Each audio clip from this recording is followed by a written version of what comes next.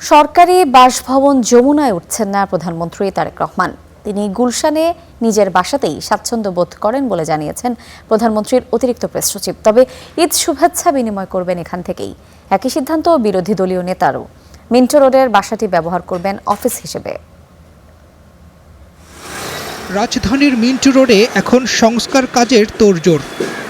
রাষ্ট্রীয় অতিথি ভবন যমুনা প্রস্তুত হচ্ছে প্রধানমন্ত্রীর জন্য, আর একইভাবে প্রস্তুত হচ্ছে বিরোধী দলীয় নেতার বাসাও। তবে যমুনা পরিদর্শনে এসে প্রধানমন্ত্রীর অতিরিক্ত প্রেস সচিব আতিকুর রহমান রুমন জানিয়েছেন, সরকার প্রধান তারেক রহমান গুলশানের নিজের বাসাতেই স্বাচ্ছন্দ্য বোধ করেন, সরকারি বাসভবনে উঠছেন না। তাই এলো ইনোভার, যেন আপনি লাইফে থাকেন রেডি প্রতিদিন। Innova, designed for now. আমাদের মাননীয় প্রধানমন্ত্রী আসলে বৃহৎ এত বড় পরিসর অতটা পছন্দ না। উনি যে ছোট পরিসরে থাকে, ওই ছোট আকারে এবং নিজের ইয়েতে, এটাই মনে হয় সে স্বাচ্ছন্দ্য বোধ করে। তবে এখান থেকেই করবেন ঈদ শুভেচ্ছা বিনিময়।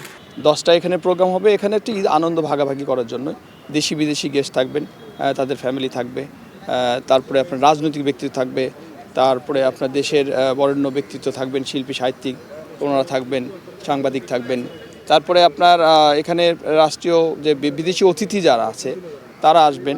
মিন্টো রোডে প্রস্তুত হচ্ছে বিরোধী দলীয় নেতা শফিকুর রহমানের সরকারি বাসভবন। এটিকে অফিস হিসেবে ব্যবহারের সিদ্ধান্ত নিয়েছেন তিনিও। সর্বস্তরের সঙ্গে ঈদ শুভেচ্ছা বিনিময় করছেন এখানে।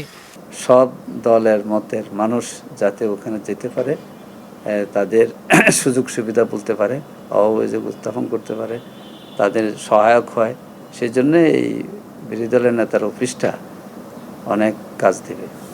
গণপূর্ত অধিদপ্তর জানিয়েছে, প্রধানমন্ত্রী ও বিরোধী দলীয় নেতার চাহিদা অনুযায়ী কাজ করছেন প্রকৌশলীরা। মাননীয় প্রধানমন্ত্রী বাহুল্য খরচ পরিহার করতে চান সবসময়, তা আমরা কোনো বাহুল্য খরচে যাচ্ছি না। ভেতরের যে মেইনলি রং, হাইজেনিক ওয়াশ বলে যেটাকে, সেটাই আমরা মূলত করছি। আর এ কাজে খুব বেশি অর্থ ব্যয় হচ্ছে না, যতটা সম্ভব কম খরচে প্রস্তুত হচ্ছে সবকিছু। আরিফিন ইমন, স্টার নিউজ, ঢাকা।